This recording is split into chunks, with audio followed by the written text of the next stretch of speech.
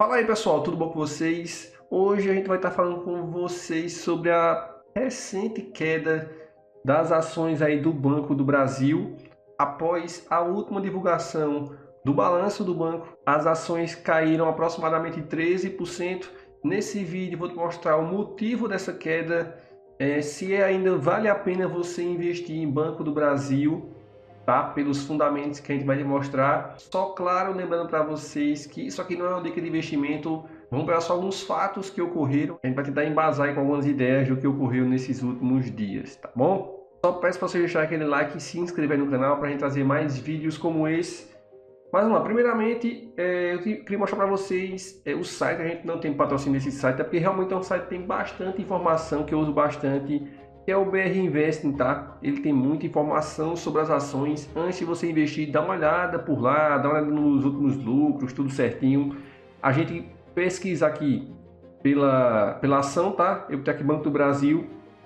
E aqui ele tem várias informações, tá? As demonstrações contábeis, balanço, fluxo de caixa, indicadores, dividendos.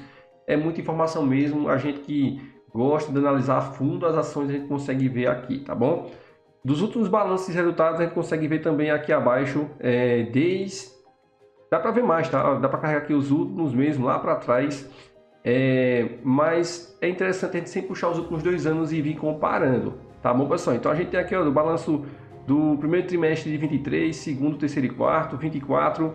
E assim, é uma ação que ela tem sempre lucros ascendentes, a gente pode dizer assim, ó, desde 2020 ela vinha ali, ó, com lucros de 22, 23, 25, 28, 31, 36, 34, aí bateu 40, depois eu tô para 37, e aí a gente vai tendo sempre lucros recorrentes, tá bom?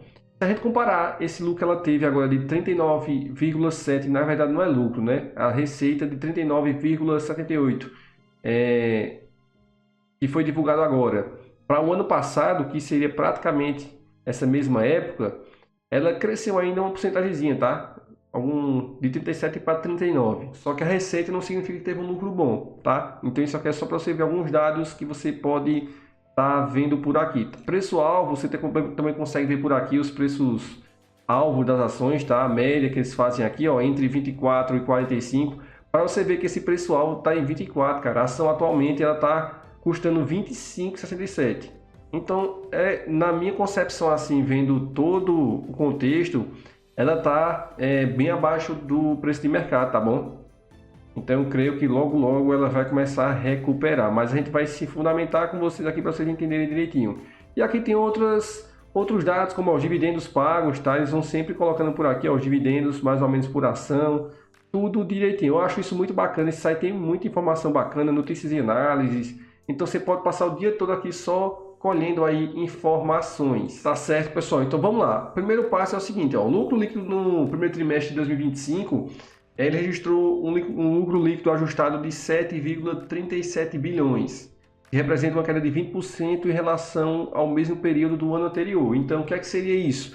Ela teve receita, ela teve lucro, mas comparado ao ano anterior é como se tivesse perdido aí 20% desse valor, tá? Mas é só isso que faz com que a ação caia? Não, a gente foi procurar mais a fundo e também a questão da inadimplência, que é acima de 90 dias, ela passou para 3,9%. Antes era bem abaixo disso.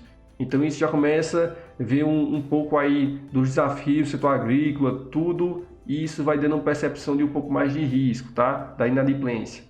Outra coisa também, o retorno sobre patrimônio, o ROI, né, que é bem bacana. Sempre do Banco Brasil, o ROI foi sempre bacana. Só que agora ele caiu para 16,7%. Isso fica aí abaixo das expectativas do mercado. Então a gente tem aí alguns fatores que vão fazendo o preço da ação assim ser impactado de imediato, mas isso pode gerar preocupação para você. Então a gente vai fazer o seguinte, ó, que o banco está passando por alguns desafios financeiros, está sim, porém a gente vai vendo que isso são as ondas do mercado. O mercado sobe um pouco, o mercado desce um pouco, o mercado sobe um pouco. A gente está passando atualmente por uma das piores crises que já passaram no Brasil, os juros aí a quase 15%. Por isso só, o mercado financeiro, a questão do mercado volátil, que são ações, fundos imobiliários, isso tudo sofre muito, tá? Só que a gente tem que pensar como um anticiclo, tá? A gente não pode comprar as coisas na alta e vender na baixa. A gente tem que estar sempre na questão do anticiclo. Primeiramente, a valorização, ela vai ser uma valorização a longo prazo, tá? Então eu acho que ele é um banco sólido, tá? Tem fundamentos sólidos, ele tem uma boa gestão, tá? E essa queda eu vejo como uma oportunidade. Então por isso que eu acho que ele está sendo tão subvalorizado. Segundo ponto, eu acho que a gente tem aí um sentimento de mercado exagerado, tá, pessoal? Como assim? O mercado às vezes ele reage muito mais, assim, de uma forma muito exagerada do que realmente é. Porque o banco ele não teve um prejuízo, tá? O banco ele não teve um dado assim dizer, putz, muito alarmante. O banco está tendo prejuízo, o banco está tendo isso. Não, ele teve um lucro, não foi tanto feito ano passado, mas a gente está passando por uma crise.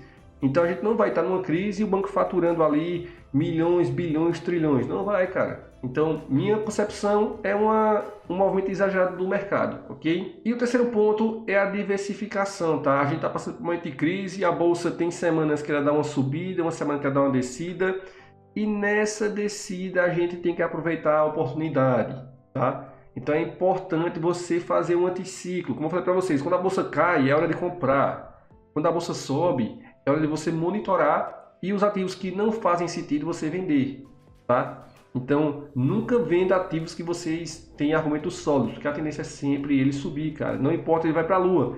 Veja, por exemplo, a gente vai ter aqui a Netflix, tá? A NVDC, são empresas de fora, mas e na bolsa começou a subir, o pessoal começou a vender, só que ela tem fundamento. Ela tem uma receita, ela tem uma base sólida. Então, a tendência vai sempre crescer, sempre crescer, sempre crescer, tá? Então a gente vai vir aqui, ó, o Banco do Brasil, ele tem uma base sólida, tá? Ele é um banco do governo, tem todas essas questões aí que podem influenciar, mas dos bancos que a gente vai analisando e vai tendo na carteira, é um dos bancos mais sólidos que o preço está mais defasado em questão de valorização, eu creio, tá bom? Aí você fala, tem outros bancos que fazem a mesma coisa, mas só que aí eu vou te apresentar 3 pontos aqui que eu acho bem fortes do Banco do Brasil. Primeiro, a presença forte no mercado nacional, tá? Ele é uma das maiores instituições da América Latina, isso é fato. Tem uma ampla rede de agências, forte presença em diversos setores da economia, tá? Então, realmente é um banco muito sólido. Então, com esses pontos que eu te mostrei aqui, tomem suas próprias conclusões. Meu ponto de vista e o que é que eu fiz foi aumentar minha posição no ativo, já que a queda para mim, o tamanho dessa queda é exagerado para os dados que eu vi, tá bom? E que passei aqui para vocês. Então espero que tenha ajudado vocês. É uma boa queda para você se posicionar ao longo prazo, mas tirem suas próprias conclusões. Nos vemos na próxima com mais vídeo. E aí, me diz aqui embaixo se você acha que o Banco do Brasil realmente vai acabar agora. Um abraço, valeu!